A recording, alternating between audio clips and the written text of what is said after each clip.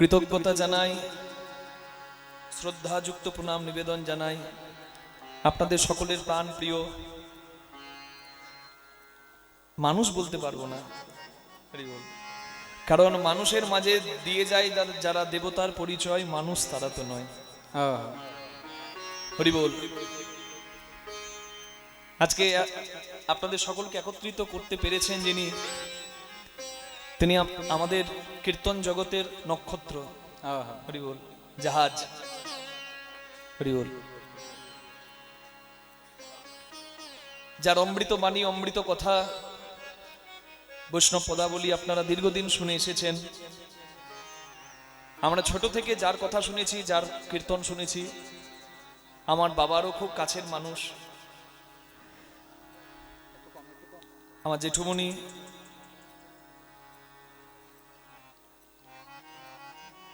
আপনারা সকলে এসেছেন তার আগে নাই।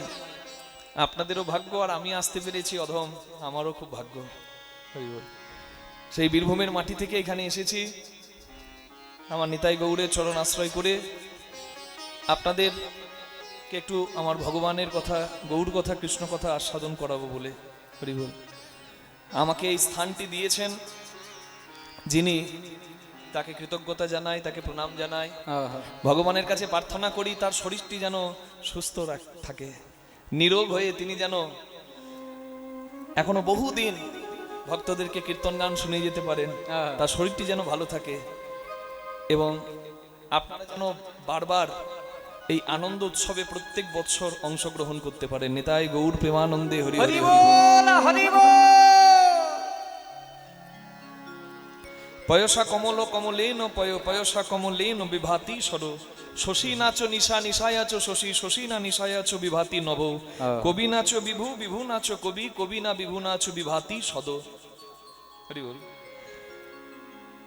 পদ্ম কোথায় ফোটে? জলে, মণিটা। আচ্ছা, যদি পদ্ম ডাঙাতে ফোটে তাহলে পদ্মের এত সম্মান থাকবে না। জলের জন্য পদ্ম সুন্দর, আবার দেখবেন 100টা নাই বা হলো একটা পদ্ম যদি থাকে, পদ্মের গুণে জল সুন্দর। জলের গুণে পদ্ম সুন্দর, পদ্মের গুণে জল সুন্দর। আর জল আর পদ্ম দুই মিলে একটা সাধারণ পুকুরকে সরোবর করে, দুইয়ের জন্য একটা সরোবর সুন্দর। ঠিক তেমনি শশী নাচো নিশা নিশা নিশায়াচো শশী, মহাকবি কালিদাসের বাণী। চাঁদ কখন ওঠে? রাত্রিবেলা না দিনের বেলা? রাত্রিবেলা।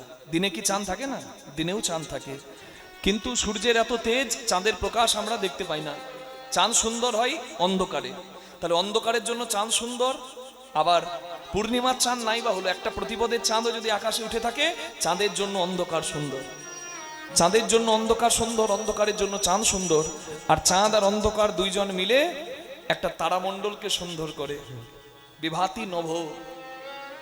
ঠিক তেমনি কবি নাচো বিভু, বিভু নাচো কবি, কবি না বিভু নাচো বিভাতি সদ। সদ মানে হরিসভা, সভা। একটা সভা কখন সুন্দর হয়? বক্তা উত্তম, শ্রোতা চঞ্চল হবে না। শ্রোতা উত্তম, বক্তা উত্তম নয়, তাহলে হবে না। বিভু মানে ধনী। আপনার ধন আছে, আপনার অনেক কিছু আছে, কিন্তু সেই ধন সাধুগুরু বৈষ্ণবের সেবায় লাগে না, সেই ধন গৌর গোবিন্দের সেবায় লাগে না। সেই ধনের ধনী আপনি হলেন, কিন্তু প্রকৃত ধনী আপনি হতে পারলেন না। ধনী সেই যে ধনে মনে ধনী। আমরা পশ্চিমবঙ্গে লক্ষাধিক কীর্তন গায়ক আছি, কিন্তু এইরকম বৃন্দাবনের আয়োজন কজন করতে পারি বলুন না? কীর্তন করে বাড়ি গাড়ি তো অনেকেরই হয় গো, কিন্তু সাধুগুরু বৈষ্ণবের চরণধুলি কজনার বাড়িতে পড়ে? এইরকম বৃন্দাবনের আয়োজন কজনার বাড়িতে হয়? আমি যখন এখানে প্রথম এলাম, আমি তো প্রথমবার আসছি, এই বৃন্দাবনের শোভা দর্শন করে আমি নিজেকে ধন্য মনে করলাম।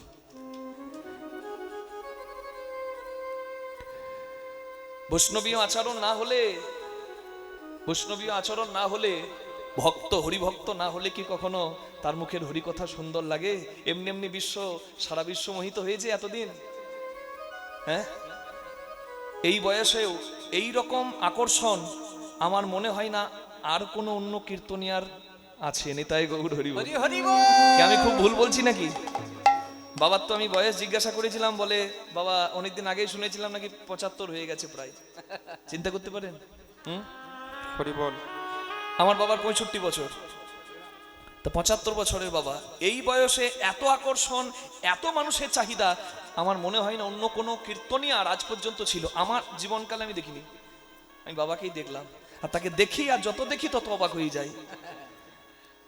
কি জ্ঞানের পরিধি থাকলে এখনো মানুষ পিপাসু হয়ে থাকে, আঁচল পেতে থাকে, পাত্র পেতে থাকে কিছু পাবার জন্য। নিতাই গৌর হরি হরি বল। হরি বল। ধন্য তিনি, আর ধন্য আপনারা যারা তার আঙিনায় এসে এই অমৃত সাগরে একটু অমৃত খোঁজার চেষ্টা করছেন। হ্যাঁ, আর ধন্য আমরা, অধম আমরা যারা এখানে এসে আপনাদের একটু চরণ সেবা করার সৌভাগ্য পেয়েছি। নিতাই গৌর প্রেমানন্দে হরি বল। বিভু মানে ধনে মনে যে ধনী, ভগবান দুহাত ভরে দিয়েছে, হরি বল। আর সেই ধনে আমার গৌর গোবিন্দের সেবা হচ্ছে, বৈষ্ণব সেবার আয়োজন হচ্ছে। আজকে বিভু আমার বাবা যে আমাকে এই স্থানটা তুলে দিয়েছেন, আর কবি আমি, বক্তা আমি, আমার ভগবানের কথা আজকে আমি বলার সৌভাগ্য পেয়েছি, হরি বল। তাহলে বিভু হলেন সে যার ধনে এত সুন্দর আয়োজন হয়, আর কবি হলো সেই যার কথায় একটা হরিবাসর সুন্দর হয়। বক্তা এবং শ্রোতা উভয় যদি উত্তম না হয় কখনো হরিবাসর ধন্য হয় না। নিতাই গৌর প্রেমানন্দে হরি বল। একই কীর্তনী আর কীর্তন সব স্থানে সমান হবে না, কারণ বলাবে কে? ভক্ত।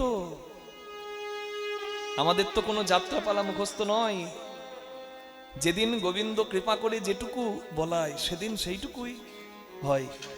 আমি করবো মনে করলে কিচ্ছু হবে না, হরি বল। তার মানে আপনারা কৃপা করে বলিয়ে নিলেই তবেই আমার বলা হবে মা। তাই আপনাদের চরণেই আমি প্রথমে প্রণামটা করলাম। নিতাই গৌর প্রেমানন্দে হরি বল।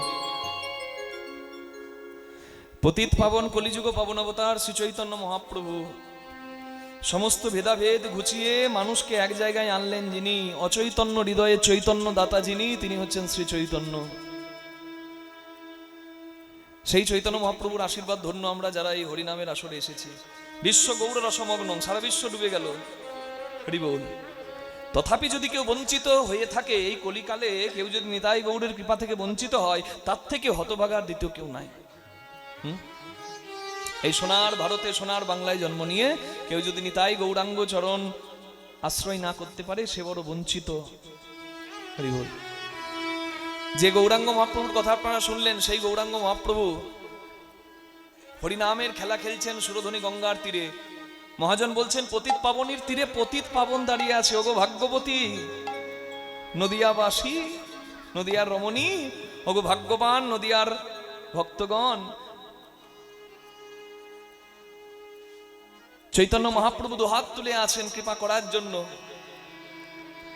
নিজে লীলা করছেন আর জগৎকে শিক্ষা দিচ্ছেন। ভক্তদের সঙ্গে ভগবান খেলছিলেন। কি খেলা বলুন তো? গৌর খেলেছে হরি নামের খেলা, আমার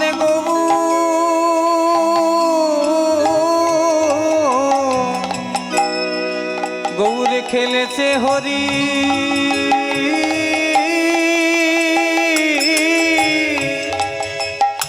হরি নামে খেলা।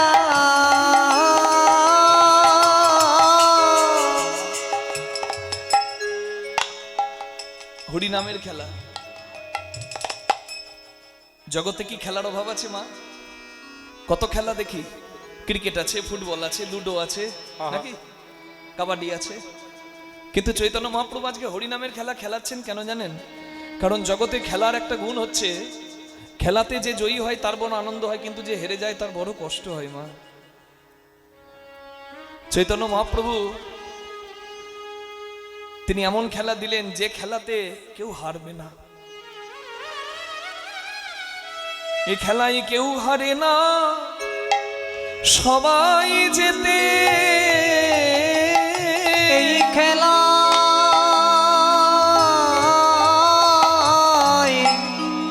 খেলায় কেউ হারে না, সবাই যেতে। যেজন হরি নামে, হরি নামের খেলাতে মাতে, কেউ হারে না সবাই জিতে, যেজন হরি নামে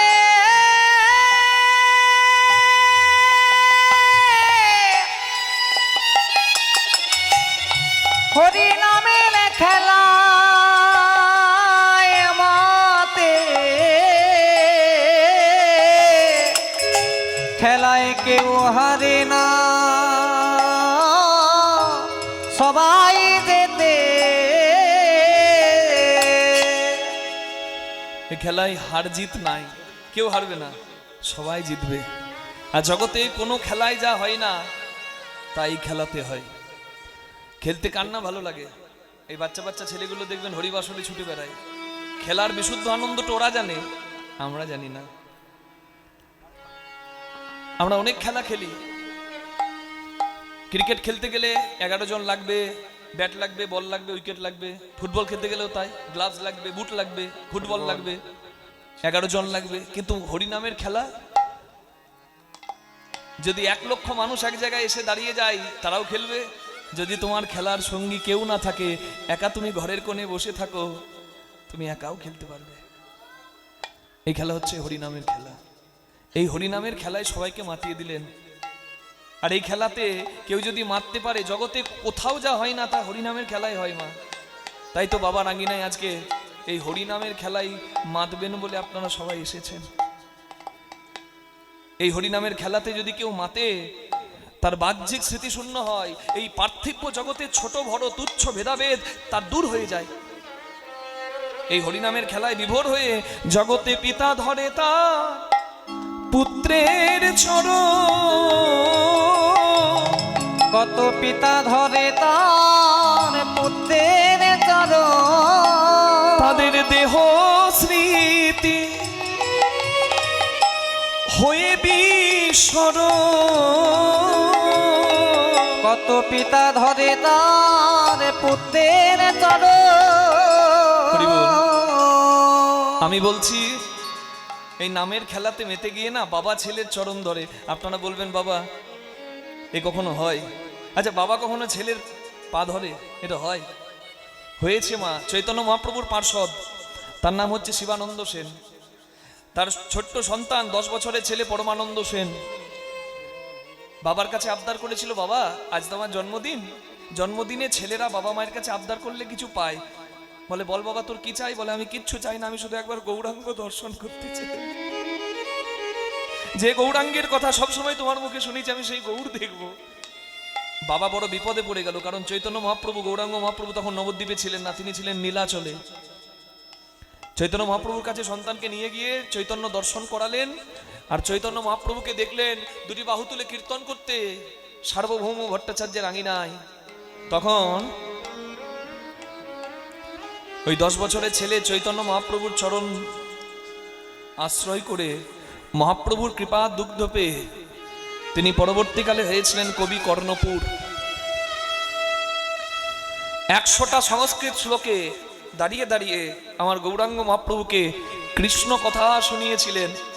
আর তার মুখে কৃষ্ণ কথা শুনে আমার চৈতন্য মহাপ্রভু ভাবে বিগলিত হয়ে মূর্ছা গিয়েছিলেন। বাবা তখন ছেলেকে প্রণাম করে বলেছিল, বাবা আমি গৌরাঙ্গকে যে সেবা দিতে পারলাম না, তুই সেই সেবা দিবি। আজকে আমার বাবা হয়ে ইচ্ছা করছে তোকে একটা প্রণাম করি। এটা তো বৈষ্ণব সাহিত্যের কথা। আচ্ছা, রামায়ণের কথা নিন। বাবার নাম তরণী, বাবার নাম বিভীষণ, সন্তানের নাম তরণী সেন। রামচন্দ্রের হাতে রাক্ষস কুলে সবাই উদ্ধার হয়ে যাচ্ছে। তরণী সেন জ্যাঠা রাবণের কাছে প্রণাম করে আশীর্বাদ নিয়ে রামের সঙ্গে যুদ্ধ করবে বলে মা সরমা দেবীর কাছে এসেছেন। মাকে প্রণাম করে বলছেন, মা গো, মায়ের আশীর্বাদ যদি ছেলের মাথায় থাকে, ছেলে নাকি সব কাজে জয়ী হয়, তুমি আমাকে আশীর্বাদ করো, আমি যেন রামচন্দ্রকে যুদ্ধে পরাস্ত করতে পারি। তরুণী ও কথা বলতে নাই বাবা, আমি তোকে বলছি রামচন্দ্র স্বরূপ, রামচন্দ্র স্বয়ং ভগবান, মর্যাদা পুরুষোত্তম।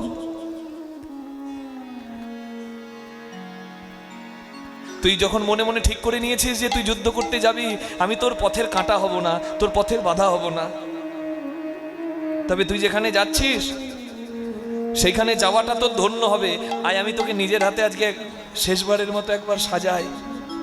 মা ভালো করেই জানতো যে ছেলে যদি যুদ্ধ করতে যায় আর ঘরে ফিরবে না, তবে কি তার মাতৃত্ব, কি মহিয়সী নারী, সন্তানকে কোলে বসিয়ে সারা গায়ে রাম রাম রাম রাম রাম রাম নাম লিখে দিয়েছে। সারা গায়ে রাম নাম লিখে মাথায় আশীর্বাদ করে বলছে, যা বাবা, আমি যে সাজে তোকে সাজিয়ে দিয়েছি, সংসারে এই সাজের থেকে উত্তম সাজ আর কিছু নাই। আপনারা অনেকে লজ্জা পান মালা তিলক নিতে, আমি কষ্ট দেব দুঃখ দেব এমন কোনো কথা বলবো না, তবে শুধু এইটুকু জানিয়ে রাখি, আগেকার দিনে বিষ্ণুপ্রিয়া দেবী চুলে খোপা করতেন, চরণে আলতা পরতেন গৌরাঙ্গ মহাপ্রভু মানে স্বামীর ভালো লাগবে বলে। মা সতী ফুলের মালা দিয়ে শিবকে পরাতেন, খোপা চুল বাঁধতেন, আলতা পরতেন, সেটি কিন্তু শিবের আনন্দের জন্য, স্বামী সেবার জন্য। তাহলে স্বামী সেবার জন্য নারী শৃঙ্গার করে, সাজে, আর জগৎ স্বামী একজন আছে, তার নাম ভগবান। কিবা নর কিবা নারী প্রত্যেকে তার জন্য সাজবে। সাজটা কি? সেই সাজটাই হচ্ছে এই কৃষ্ণ ভক্তের সাজ। নিতাই গৌর হরি বল। যদি আমার ভগবানকে খুশি করতে হয়, কৃষ্ণ ভক্তের সাজে সাজুন। রাধে। সারা গায়ে রাম নাম লেখা এসে দাঁড়িয়েছে সম্মুখ সমরে মর্যাদা পুরুষোত্তম শ্রীরামচন্দ্রের সামনে।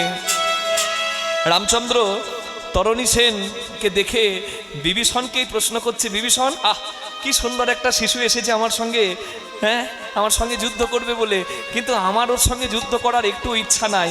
আমার দেখে মনে হচ্ছে ও নিশ্চয়ই আমার কোনো ভক্তের সন্তান, তুমি দেখো তো ওকে দেখে চিনতে পারো কিনা। বিভীষণ ভালো করেই জানতেন যে এসেছে সে তার নিজ পুত্র, কিন্তু কেমন বিভীষণের চরিত্র দেখুন।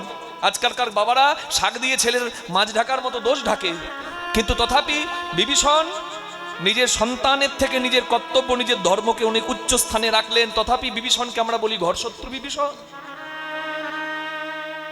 বিভীষণ হচ্ছে বন্দনীয়। বিভীষণ ভালো করেই জানেন যে এসেছে সে তার নিজ পুত্র, কিন্তু তথাপি বিভীষণ বললেন, প্রভু তুমি ক্ষত্রিয়, তোমার ধর্ম যুদ্ধ করা, শত্রুপক্ষ থেকে যখন এসেছে তুমি আর কোনো বিচার না করে যুদ্ধ করে তাকে উদ্ধার করো।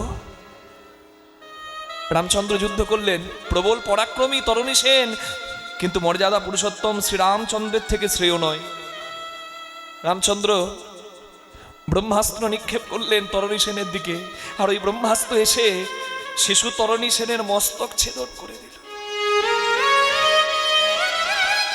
বাবা দাঁড়িয়ে দাঁড়িয়ে দেখলো সন্তানের মৃত্যু, কাটা মুন্ড গড়িয়ে গড়িয়ে শ্রীরামচন্দ্রের চরণে এলো,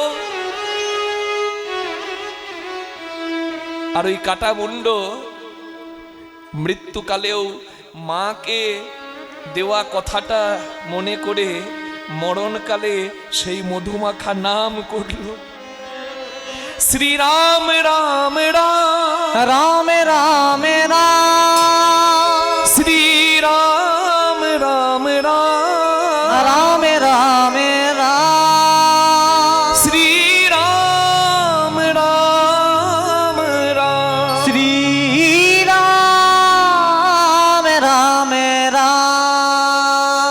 বিভীষণ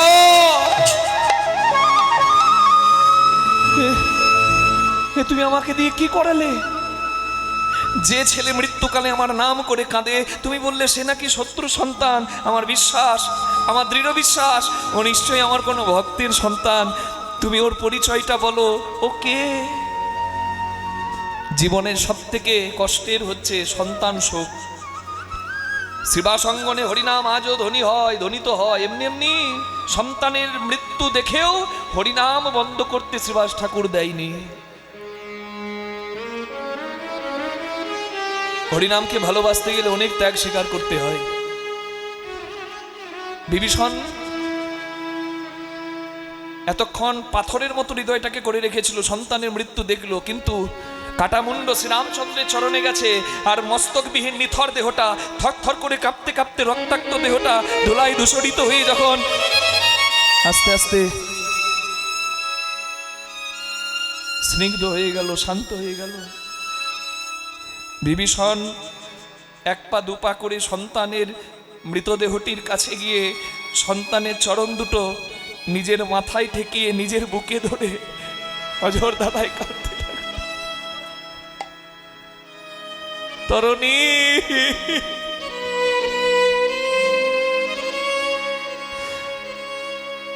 আমি জানি না বাবা আমি কোন শুভক্ষণে তোর নাম রেখেছিলাম তরুণী। তরুণী মানে নৌকা, তুই সত্যি নৌকা রে, যে নৌকার কান্ডারি শ্রীরাম, যার নৌকার কান্ডারি স্বয়ং শ্রীরাম, তার এই দেহ নৌকাটা ধন্য রে বাবা। জন্ম নিয়ে সবাই তো যাবে, তবে আজকে দেখ না তোর যাওয়াটা ধন্য হলো। আমি তোর বাবা, এটা আমার পরম সৌভাগ্যের রে। আজকে আমি বাবা হয়ে তোর পা দুটো ধরে তোকে বলি বাবা, যে তরণীর কান্ডারি স্বয়ং শ্রীরাম, তোর সেই ভবপারের তরিতে, এই তোর নৌকাতে তোর এই হতভাগা পিতা কেউ একটু জায়গা দিস রে তরুণী রে।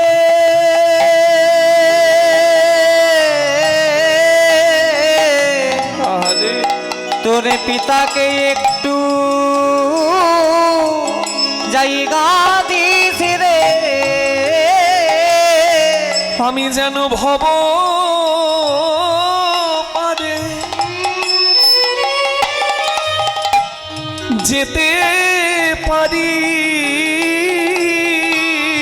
পিতাকে একটু জায়গা দিস রে। আমি ভাব পারে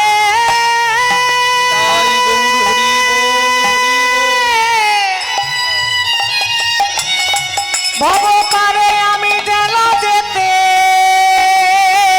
পারি। তোরে পিতাকে একটু জায়গা দিস রে।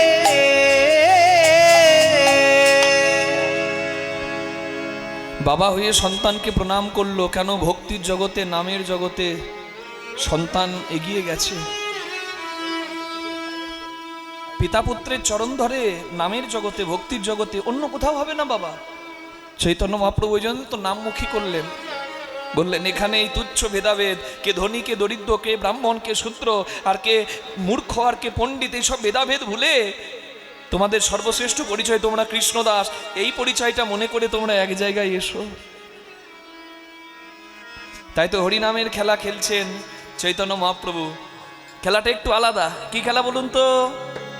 বৃন্দাবনের খেলা ছিল মাঠে দৌড়া দৌড়ি, বৃন্দাবনে খেলা ছিল মাঠে দৌড়াদৌড়ি, বৃন্দাবনের খেলা ছিল মাঠে দৌড়াদৌড়ি, বৃন্দাবনে খেলা ছিল মাঠে দৌড়াদৌড়ি, বৃন্দাবনের খেলা ছিল মাঠে দৌড়াদৌড়ি। আর নবদ্বীপের খেলা হলো ধুলাই গড়াগড়ি। নবদ্বীপের খেলা হলো ধুলাই গড়াগড়ি, নবদ্বীপের খেলা হলো ধুলাই গড়াগড়ি, নবদ্বীপের খেলা হলো ধুলাই গড়াগড়ি। ধুলি নয় ধুলি নয় গোপী পদরেণু, ধুলি নয় ধুলি নয় গোপী পদ রেণু, যে ধুলো মেখেছিল নন্দ সুত কানো, যে ধুলা মেখেছিল নন্দ সুত ধুলি কানো, মাখরে মাখরে, ধুলা মাখরে মাখরে, গড়ি মাখরে মাখরে মাখরে। মাখরে মাখরে। আস্তে, এই তো মুশকিল। আমি বললাম ধুলা মাখরের, আপনারা মাখতেও শুরু করে দিলেন। ধুলা মাখবেন তবে হাতে কাম মুখে নাম, শুধু মাখলে হবে না, মুখে বলে মাখুন কি জয় রাধে গোবিন্দ বলে মাখরে মাখরে, জয় রাধে গোবিন্দ বলে মাখরে মাখরে, জয় রাধে গোবিন্দ বলে মাখরে মাখরে, জয় রাধে গোবিন্দ বলে মাখরে মাখরে, জয় রাধে গোবিন্দ বলে মাখরে মাখরে। জয় রাধে গোবিন্দ তোমার মানব জনম ধন্য হবে, গোবিন্দ বলে ধন্য হবে, জয় রাধে গোবিন্দ বলে মানব জনম ধন্য হবে, জয় রাধে গোবিন্দ বলে মানব জনম ধন্য হবে, জয় রাধে গোবিন্দ বলে মানব জনম ধন্য ভোলা হবে। মাখরে মাখরে। বৃন্দাবনের খেলা ছিল মাঠে দৌড়াদৌড়ি, নবদ্বীপের খেলা দোলাই গড়াগড়ি। খেলাটা একটু আলাদা, হ্যাঁ হরি বল। আর কি বৃন্দাবনের খেলা ছিল মধুর সম্ভাষণ, বৃন্দাবনে খেলা ছিল মধুর সম্ভাষণ, বৃন্দাবনের খেলা ছিল মুরলী বাদন, বৃন্দাবনের খেলা ছিল মুরলী বাদন, বৃন্দাবনে খেলা ছিল মুরলী বাদন, বৃন্দাবনের খেলা ছিল মুরলী বাদন, নবদ্বীপের খেলা হলো মৃদঙ্গ বাদন, নবদ্বীপের খেলা হলো মৃদঙ্গ বাদন, নবদ্বীপের খেলা হলো মৃদঙ্গ বাদন, এই নবদ্বীপের খেলা হলো মৃদঙ্গ বাদন, বৃন্দাবনের খেলা ছিল মধুর সম্ভাষণ, বৃন্দাবনে খেলা ছিল মধুর সম্ভাষণ, বৃন্দাবনের খেলা ছিল মধুর সম্ভাষণ, বৃন্দাবনের খেলা ছিল মধুর সম্ভাষণ, আর নবদ্বীপে খেলা হলো হরি হরি নামেতে রোদন। ভাই আর কিচ্ছু লাগবে না, গৌরাঙ্গ বলিতে হবে পুলক শরীর হরি হরি বলিয়া নয়নে বহিনী। যদি তোমার হরি বলতে কৃষ্ণ বলতে চোখে জল আসে আর কিচ্ছু লাগবে না। যদি হরি বলে সবাই একবার তোমরা কাঁদতে পারো, যদি হরি হরি বলে সবাই আরে সবাই কাঁদিতে পারো, আমার প্রভুর খেলা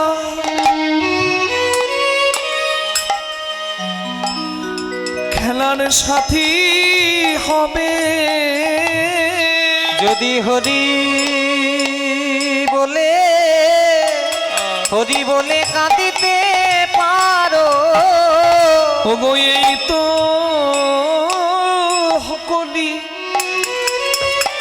কলিকালের খেলা, মুখে হরি বলায়া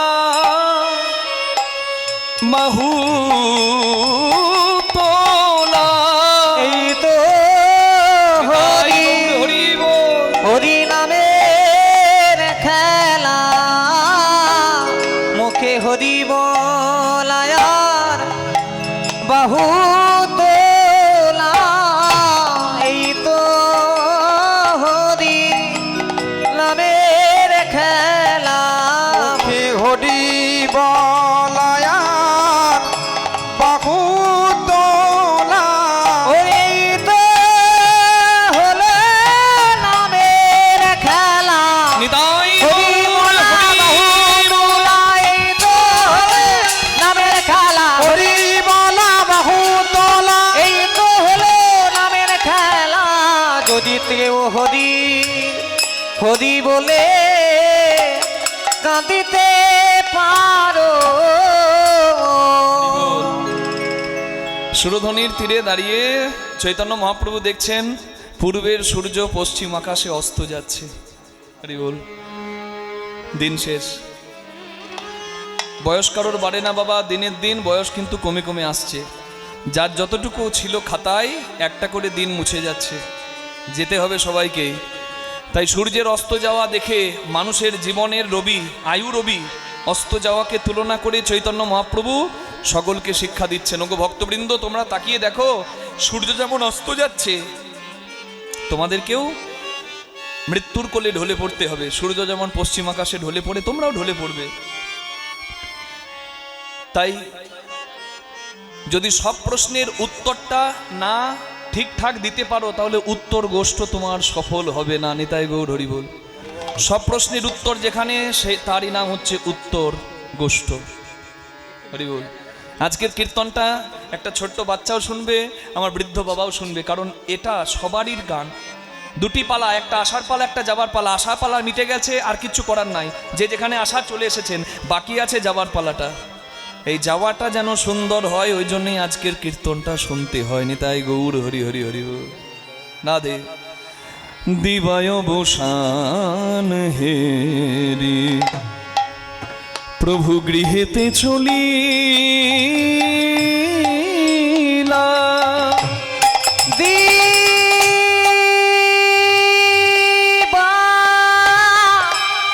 দিবায় অবসান হেরি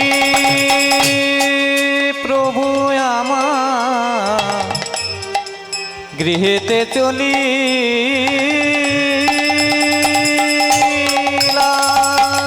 ওই জননী চরণে আসি প্রণাম করিলা, প্রণাম করিলা, প্রণাম করি ওই জননী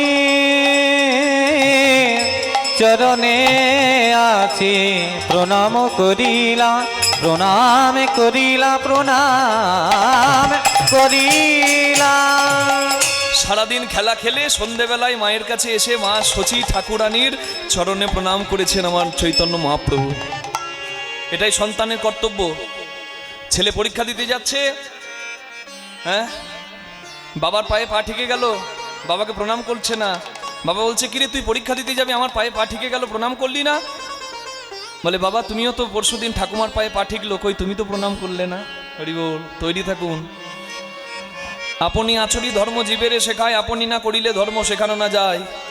লালয়েত পঞ্চবর্ষানি দশবর্ষানি চ তারয়েত প্রাপ্তি তু ষোড়শ বর্ষে পুত্র মিত্রবৎ আচরয়েত। 5 বছর পর্যন্ত সন্তানকে গায়ে হাত দেবেন না, ওটা তার ভালোবাসার সময়, ওই সময়টা তার কাছ থেকে কেড়ে নেবেন না, ওই সময়টা ভালোবাসা দেবার সময়। মস্তিষ্কের বিকাশ হবে ওই সময়টায়, শাসন করবেন না, ভালোবেসে বলবেন। তারপরে 5 থেকে 15 সেই সময়টা হচ্ছে শাসনের সময়, তার শাসনে রাখা। প্রাপ্তি তো ষোড়শ বর্ষে, যখনই 16 বছর বয়স হয়ে গেল আর কিন্তু হাত তুললে হবে না, শাসন করলে হবে না। তারপরে পুত্র মিত্রবৎ আচরয়েত, সন্তানের সঙ্গে বন্ধুত্বের সম্পর্ক করতে হবে। তার মানে এইটা নয় সন্তানের সঙ্গে বিড়ি ফুঁকতে হবে ঝোপের ধারে। এখন তো যা বলবো বাবা সব ভুল মতলব বের করে নেবে, বলতেই খুব সাবধানে হয়। সন্তান যদি কোনো বিপদে পড়ে, ছেলে যেন নির্দ্বিধায় এসে আগে আপনাকে জানাতে পারে, তাই সন্তানের সঙ্গে সেই সম্পর্কটা রাখতে হবে। একটা প্রণাম এত বড় ক্ষমতা, সংসারে ছোটরা বড়দেরকে প্রণাম করবে, এই অভ্যাসটা যদি প্রত্যেকটা সংসারে থাকে, সংসারের এত ঝামেলা এত দ্বন্দ্ব একটা প্রণামে ঘুচে যেতে পারে। নিতাই গৌর হরি হরি বল। এমনি এমনি প্রণামের এত ক্ষমতা। চৈতন্য মহাপ্রভু মাকে প্রণাম করে যেতেন আর ফিরে এসে মাকে প্রণাম করতেন। তাই আজকেও ফিরে এসে মাকে প্রণাম করে বলছেন, আশীর্বাদ করো মা, আশীর্বাদ করো মা, আশীর্বাদ করো মা, আশীর্বাদ করো মা।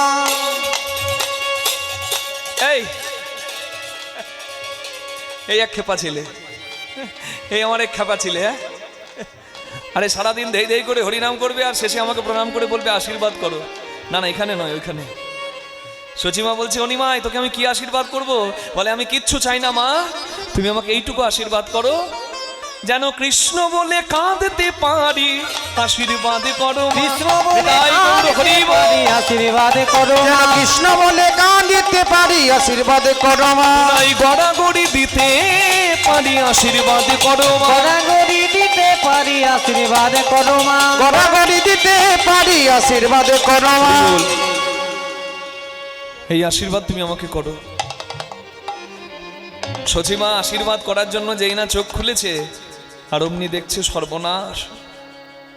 ধুলে ধূসরিত অঙ্গ গদ গদ ভাস, ধুলি ধূসরিত অঙ্গ গদ গদ ভাস। যেই না সচিমা আশীর্বাদ করবে বলে চোখ খুলেছে,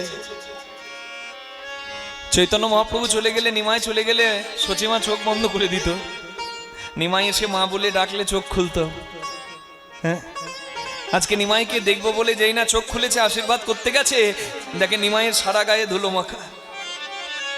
মা কি দেখতে পারে গো যে নিমাইয়ের অঙ্গে তুলসী চন্দন দিতে মায়ের হাতটা কাঁপে, এত কোমল অঙ্গ, সেই নিমাইয়ের সারা অঙ্গে ধুলো মাখা।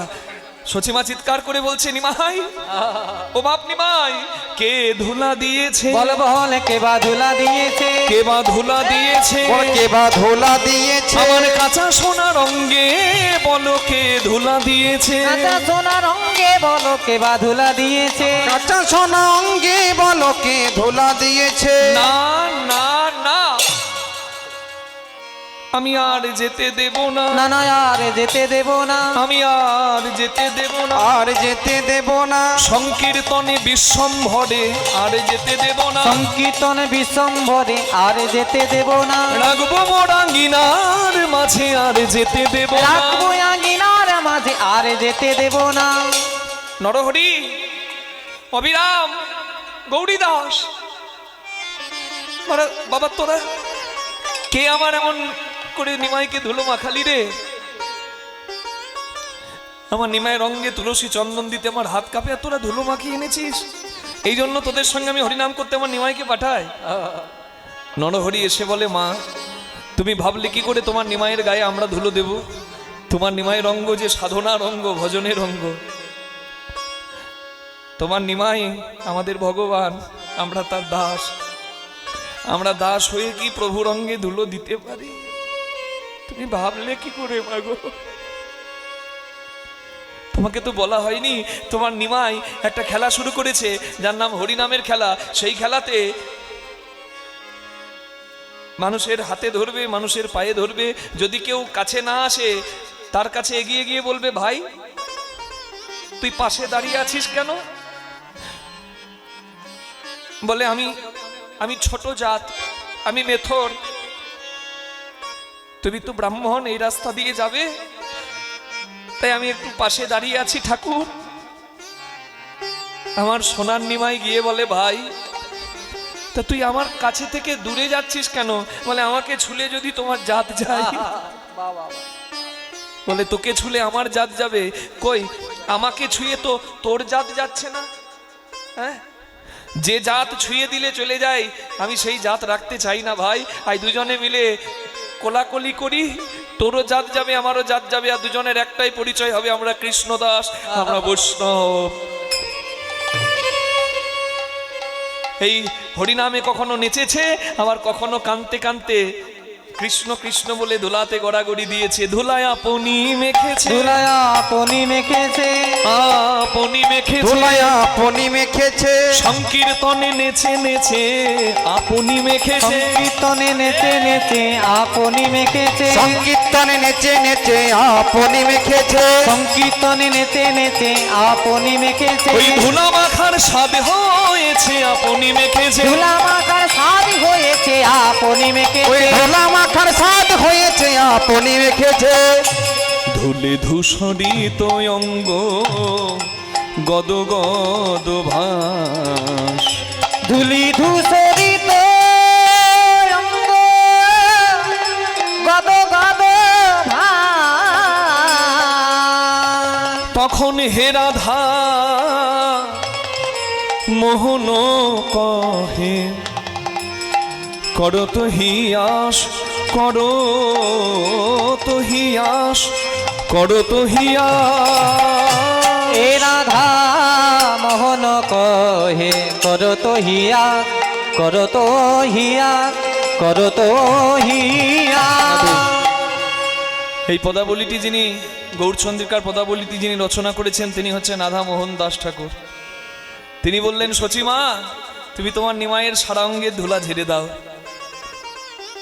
কিন্তু তুমি চরণের ধুলাগুড়ি আমাদের জন্য রেখে দিও। হে পতিত পাবন গৌর হরি, তোমার চরণে মিনতি করি, যেন চরণে ছাড়া করো না, যেন চরণ ছাড়া করো না, চরণে ছাড়া করো না, যেন চরণ ছাড়া করো না, ওগো পতিত পাবন গৌর হরি, চরণে ছাড়া করো। পতিত পাবন গৌর হরি, চরণ ছাড়া করো না, তুমি পাবন আমি পতিত, চরণে ছাড়া। তুমি পাবন আমি পতিত, চরণ ছাড়া হরি করো বল। না। সারাদিন ধরে তো হরিনাম শোনা হচ্ছে মা, কিন্তু ভগবানকে কি প্রার্থনা জানানো হয়েছে? যদি না হয়ে থাকে, এই সন্ধ্যাবেলায় সাথে পাছে মিলি নিজ দ্বারে বসিয়া কীর্তন করো, সবে করে করো তালি দিয়া। এই সন্ধ্যাবেলায় বসে আপনারা সবাই মিলে প্রার্থনাটা জানিয়ে দিন। প্রার্থনা কার মতো করতে হয়? নামাচার্য শ্রীল হরিদাস ঠাকুরের মতো। জন্ম নিয়ে যা তিন কুল গেল, মাতৃকুল, পিতৃকুল, এমনকি জাতিকুল, যার কোনো কুল নাই, সেই অকুলের কুল যাকে কোল দিল। প্রতিদিন 3 লক্ষ নাম সংখ্যা জপ করে হরিদাস ঠাকুর পুরী ধামে অতি জরাজীর্ণ দেহে জীবনের শেষ দিনগুলোতে হরিনাম করছে, আর আর জগন্নাথের বিন্দু বিন্দু প্রসাদ পাচ্ছে। গোবিন্দ নামে এক ভক্ত এসে জগন্নাথের প্রসাদ দেয়, আর 3 লক্ষ নাম সংখ্যা জপ করার পর জগন্নাথের প্রসাদ হরিদাস ঠাকুর পায়। কি ভজনশীল দেহ, অন্য কুলে প্রতিপালিত হয়েছে, কিন্তু আপামর সনাতনী তার চরণ বন্দনা করে নামাচার্য ছিল হরিদাস ঠাকুর। সেই হরিদাস ঠাকুর একদিন জগন্নাথের প্রসাদ নিলেন না। গোবিন্দ গিয়ে মহাপ্রভুকে খবরটা দিয়ে দিলেন, প্রভু হরিদাস ঠাকুর প্রসাদ গ্রহণ করছেন না। গৌরাঙ্গ মহাপ্রভু এলেন আর হরিদাসকে বললেন, হরিদাস তুমি জগন্নাথের প্রসাদ গ্রহণ করছো না কেন? হরিদাস ঠাকুর বললেন, আমি বড় ধন্য, জগন্নাথের প্রসাদ পেয়েছি সারা জীবন, তবে আজকে আমি মন্দিরের জগন্নাথ নয়, আমার সচল জগন্নাথের কাছে প্রসাদ চাই। কি চাও তুমি? প্রভু আমার দিন শেষ। সাধক তার যাবার কাল বুঝতে পারে। হরিদাস ঠাকুর বলছেন, আজ আমার শেষ দিন প্রভু, আমি বিদায় নেব, তবে সারা জীবন তোমার কাছে কিছু চাইনি, আজ যদি কিছু চাই তুমি কথা দাও, ফিরিয়ে দেবে না। চৈতন্য মহাপ্রভু বললেন, বলো হরিদাস তোমার কি চাই? বলে, যখন আমার দেহ থেকে প্রাণ বেরিয়ে যাবে, আমার বদনে যেন কৃষ্ণ নাম থাকে, গৌরাঙ্গের নাম থাকে, নয়নে হেরিব তোমার ওই রূপ মাধুরী, আমার কান যেন হরিনামের ধ্বনি পায়, মুখ যেন হরিনাম করতে পারে, চোখ যেন তোমার বদন দর্শন করে, আর যাবার কালে তোমার যুগল চরণে যেন আমার পদ্ম মাঝে আমি ধরতে পারি।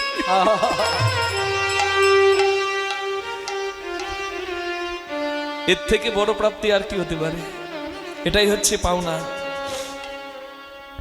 মেলাতে যদি ছেলে হারিয়ে যায়, বাবাকে ডাকলেও বাবা, মেলার এত শব্দ, ছেলের ডাকটা শুনতে পাবে না। কিন্তু ডাকাটা যদি ছেলে বন্ধ না করে, বাবা বাবা বলে ডাকতে পারে, যেদিন মেলা থেমে যাবে, রাত্রি বাড়বে, মেলার লোক আর কেউ থাকবে না, মেলাতে একা ছেলেটা দাঁড়িয়ে থাকবে, তখনও যদি ছেলের মুখে বাবা ডাক থাকে, বাবা এসে ঠিক হাত ধরে ছেলেকে ঘরে নিয়ে যাবে। এই হরিনাম করা, ভগবানের কাছে প্রার্থনা করা, এটা হচ্ছে অভ্যাস। হরিনাম করাটা অভ্যাস। আজকে আমি ফল পাবো না, যেদিন কুপথ্য যোগ সেদিন কি হয় রোগ, তবে কুপথ্য যোগ রোগের কারণ হয়। আজকে আমি হরিনাম করছি, আমি পাবো না, দেখা পাবো না, কেন?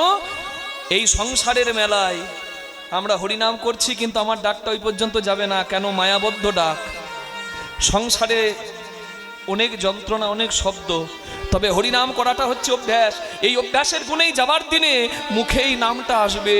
অভ্যাস না থাকলে আসবে না। ছেলে ডাকবো, মেয়ে ডাকবো, বউ ডাকবো, না হরি ডাকবো, হরিটা নাম তখনই আসবে যখন আমার অভ্যাসে থাকবে। শিরায় শিরায়, ধমনীতে ধমনীতে হরিনামটা ধ্বনিত হবে, তখন আমার মুখ থেকে হরিনাম আসবে।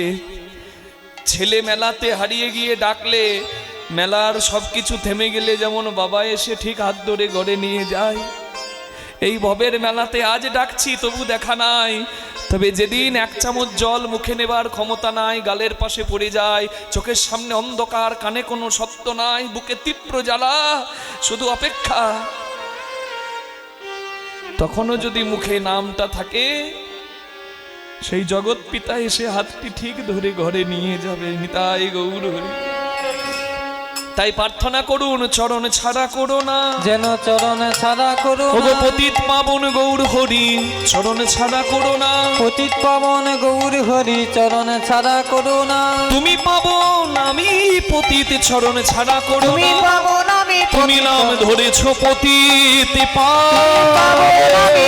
নাম ধরেছো পতিত, তুমি পাবন আমি পতিত, নাম ধরেছো পতিত পাবন, তুমি পাবন আমি পতিত, নাম ধরেছো পতিত পাবন, তুমি পাবন আমি পতিত, নাম ধরেছো পতিত পাবন, তুমি পাবন আমি পতিত, নাম ধরেছো পতিত পাবন, চরণ ছাড়া করো না। এ রাধা মোহন পহে, করো তো হিয়া, করো তো হিয়া, করো তো হিয়া। তাই হে রাধা মোহন কহে, করত হি আশ্রে। হে রাধা মোহন কহে, করো তো হিয়াশ্রে। হে রাধা মোহন কহে, করো তো হিয়াশ্রে। হে রাধা মোহন। জয় জয় নিতাই গৌর প্রেমানন্দে, হরি বল হরি বল হরি বল। জয় নিতাই। চলুন সকলে মিলে আজকে আমরা সমস্ত প্রশ্নের উত্তর পাবো। আজকের বিষয় হরি বল, ভগবান শ্রীকৃষ্ণের উত্তর গোষ্ঠ লীলা। নিতাই গৌর প্রেমানন্দে, হরি হরি বল। রাধারানীর নাম করব, কৃষ্ণচরণে মন রাখবো। চোখের জল যেমন দরকার, তেমনি আনন্দটাও দরকার। রাধে, আসুন একটু কীর্তন করি রাধা নামের। সবাই বলুন রাধা রানী কি, বলুন রাধা রানী কি জয়, শ্যাম সুন্দর কি জয়, টাকি নাম বৃন্দাবন ধাম কি জয়। জপ রাধে রাধে রাধে রাধে রাধে রাধে, জপ রাধে রাধে জপ রাধে বলি রাধা রানী কি। রাধে রাধে রাধে রাধে, জপ রাধে রাধে, জপ রাধে রাধে জপ রাধে রাধে রাধে রাধে জপ রাধে রাধে রাধে রাধে, জপ রাধে রাধে, রাধে রাধে, জপ রাধে রাধে।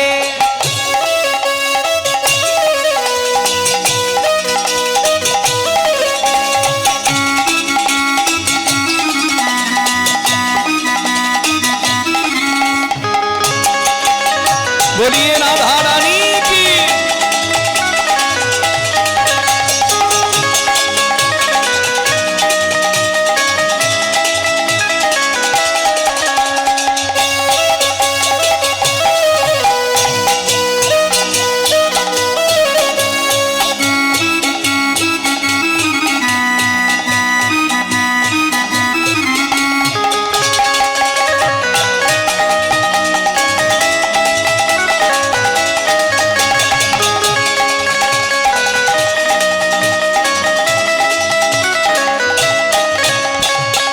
सुंदर छवि मोहन मूरत, कान्हा रूप निराला है।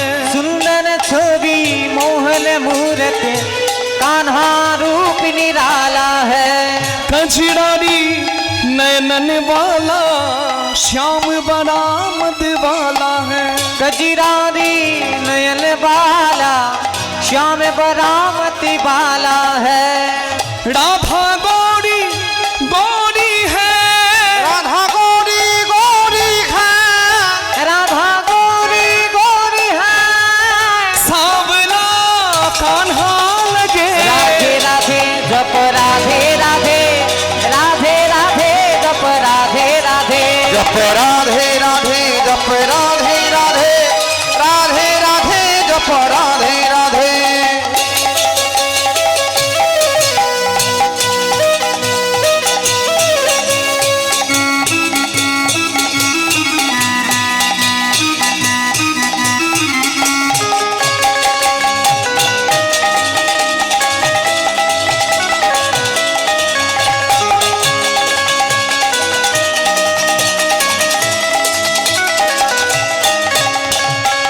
बिन राधा के श्याम अधूरे, राधा संग लगते पूरे। बिन राधा के श्याम अधूरे, राधा संग लगते पूरे। बिन राधा के श्याम अधूरे, राधा संग लगते पूरे। बिन राधा के श्याम अधूरे, राधा संग लगते ओ पूरे। बिन राधा के श्याम अधूरे, राधा संग लगते पूरे। साक्षी इनकी प्रेम की डोरी, ये बंधन कैसे छूटे। अक्षिल की प्रेम की डोरी, ये बंधन कैसी टूटे। कान्हा अंग अंग बसी है राधे, कान्हा अंग अंग बसी है राधे, कान्हा अंग अंग बसी है राधे। राधा मन में कान्हा है। राधे राधे, जप राधे बोलिए राधा रानी की। राधे राधे, जप राधे राधे, जप राधे राधे जप राधे राधे राधे राधे जप राधे राधे। राधे राधे बोले ना, राधे राधे बोले ना, केहू बोले ना। আচ্ছা আমি বলছি রাধে রাধে, পেছন থেকে বলছে কেউ বলে না। না আপনারা বলছেন ও শুনতে পাচ্ছে না, বয়স বাড়ছে তো কানে কম শুনছে। একটু জোরে বলে দেবেন মা, দুটি বাহু তুলে বলো রাধে রাধে, বাহু তুলে সবাই মিলে রাধে রাধে, प्रेम से बोलो রাধে রাধে, जय जय राधे রাধে রাধে, बाके बिहारी राधे राधे, गोविंद मंदिर में राधे राधे, रानी मोहन राधे राधे, बोलो अष्ट सखी जी राधे राधे, बोलो निधुवन जी में राधे राधे, प्रेम से बोलो राधे राधे, गाँव गाँव में राधे राधे, नंद गाँव में राधे राधे, बोलो गोकुल धाम में राधे राधे, रावल धाम में राधे राधे, गिरिराज में राधे राधे, प्रेम से बोलो राधे राधे, भाव से बोलो राधे राधे, यमुना तट में राधे राधे, बंशी मठ में राधे राधे, नान घाट में राधे राधे, केशी घाट में राधे राधे, राधा कुंड में राधे राधे, श्याम कुंड में राधे राधे, मानसरोवर राधे राधे, कुसुम सरोवर राधे राधे, मानसी गंगा राधे राधे, चरण पहाड़ी राधे राधे, दीघा लोटा राधे राधे, बाहु तुले राधे राधे, सबाई मिले राधे राधे, जय जय राधे राधे राधे, श्यामी राधे राधे राधे, प्यारी राधे राधे राधे, जय जय राधे राधे राधे, बोलिए राधा रानी की राधे राधे, जप राधे राधे, राधे राधे, जप राधे राधे, जप राधे राधे, जप राधे राधे, राधे राधे, जप राधे राधे, जप राधे राधे, जप राधे राधे, जप राधे राधे, जप राधे राधे, जप राधे राधे, जप राधे राधे। जप राधे राधे। बोलो राधा रानी की, श्याम सुंदर की, वृंदावन धाम की, বিষয় পঞ্চক আর ভূত গণ হেরা তোর কেউ নয় আপন পর প্রেমে হইয়াছে তন